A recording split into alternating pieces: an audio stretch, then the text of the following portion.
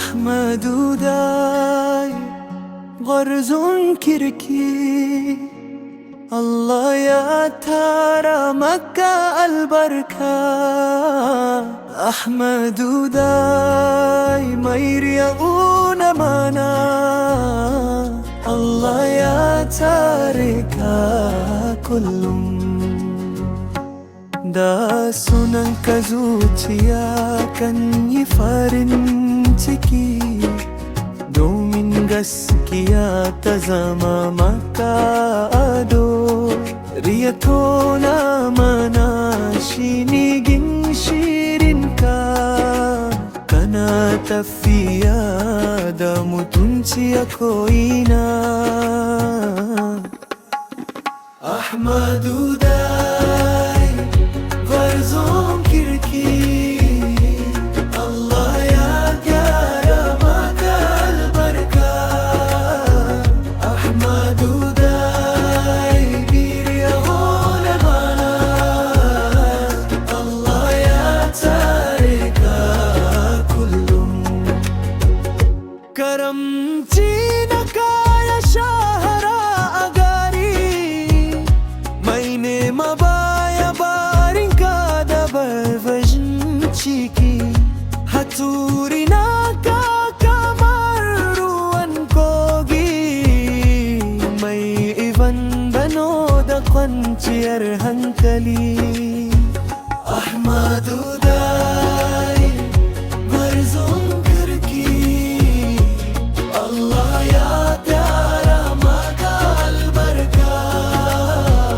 Ahmadu dai mai rido tura mana Allah ya tare ka kullum.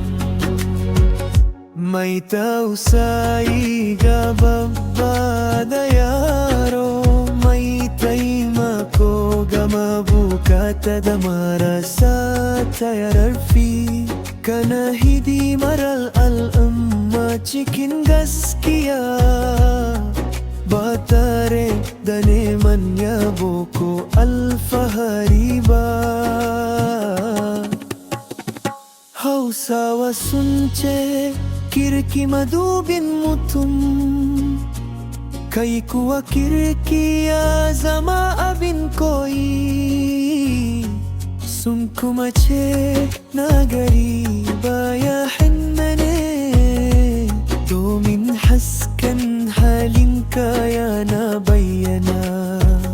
Ahmadu dai gwarzon kirki Allah ya tarara maka albarka.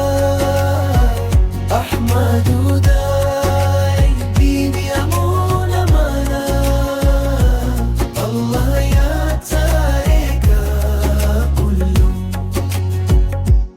Addu'a ya Allah madaukakin sarki, ka ba Ahmadu dai lafiya mai jorewa, albarka cikin rayuwarsa, shirya a dukkan al'amuransa da nasara a abin da yake yi. Ka tarara masa hikima, ka sare shi da yalansa daga dukkan sharri, ka sa ya ci gaba da kasancewa abin alheri ga al'umma.